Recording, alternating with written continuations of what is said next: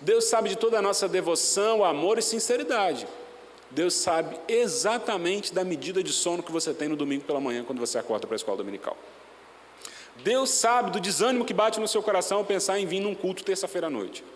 Deus sabe na vontade que você tem de estar no sofá da sua sala, agora, ao invés de estar me ouvindo gritar no seu ouvido. Deus sabe de todas essas coisas, mas exatamente por Ele saber, Ele sabe também que para onde iríamos nós, se só Ele é que tem as palavras de vida eterna.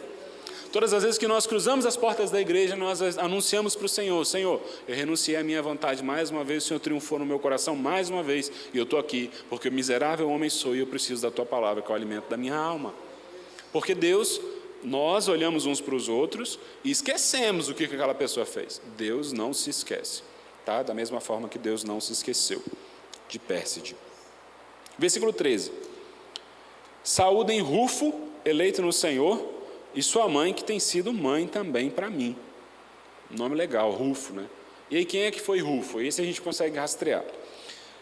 Marcos capítulo 15, versículo 21 diz assim: um homem chamado Simão, de Cirene, passava ali naquele momento vindo do campo. Os soldados o obrigaram a carregar a cruz de Cristo. E aí está entre parênteses: Simão era pai de Alexandre e Rufo. Então esse homem carrega a cruz de Cristo, e não tem como ser outro Rufo, porque Rufo era um nome muito particular, e a Bíblia não ia gastar papel para escrever o mesmo nome duas vezes se não tivesse nenhum tipo de associação. Então, esse homem, o pai dele carrega a cruz de Cristo, ele se converte, é considerado por ter muita estima, mas o mais bonito desse versículo não é Rufo, nem de quem ele era filho, era quem era a mãe dele, porque Paulo fala assim: saúdem Rufo, eleito no Senhor, e sua mãe, que tem sido mãe também para mim.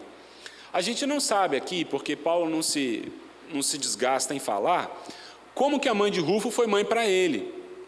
Mas ele diz assim: olha, ela foi minha mãe, talvez ela foi mãe com conselho, com um abraço quando precisou, com um aconchego, dando uma alimentação, um remédio, uma orientação, uma recomendação. Ele não fala.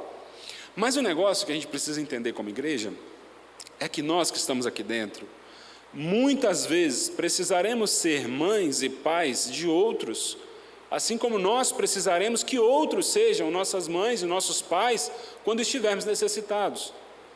Nós precisamos olhar uns para os outros como uma mãe e um pai olha para o seu filho e observar a necessidade. A Bíblia diz: comunicar as vossas necessidades aos santos, mas se nós tivermos um olhar minimamente espiritual uns para os outros, nós vamos saber identificar quando nós não estamos bem. Nós vamos saber por quem orar e quando orar.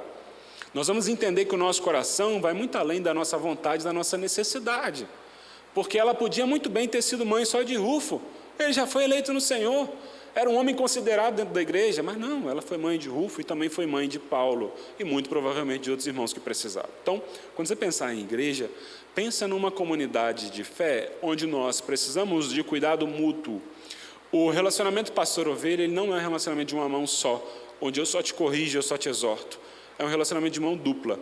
Existe cuidado dos dois lados, existe respeito e atenção dos dois lados. O pastor é responsável pelas almas que estão dentro da igreja, mas a igreja é como um ônibus. O pastor é o motorista desse ônibus. Se você quer dar a cordinha para descer desse ônibus, você está por sua livre e espontânea responsabilidade. Se o próprio Deus diz que entregará alguns às suas próprias vontades e paixões, quem é o pastor para poder correr atrás dessa pessoa? Porque quando eu olho para a parábola da ovelha perdida, eu vejo um animal completamente indefeso, fraco e perdido, e o pastor vai atrás. Agora, quando eu olho para a parábola do filho pródigo, eu não vejo o pai indo atrás do filho pródigo que pega aquilo que é dele e sai em rebeldia. Então, quando nós pensamos no relacionamento de igreja, é um relacionamento de cuidado, relacionamento de afeto. Seja mãe daqueles que precisam, seja pai daqueles que precisam.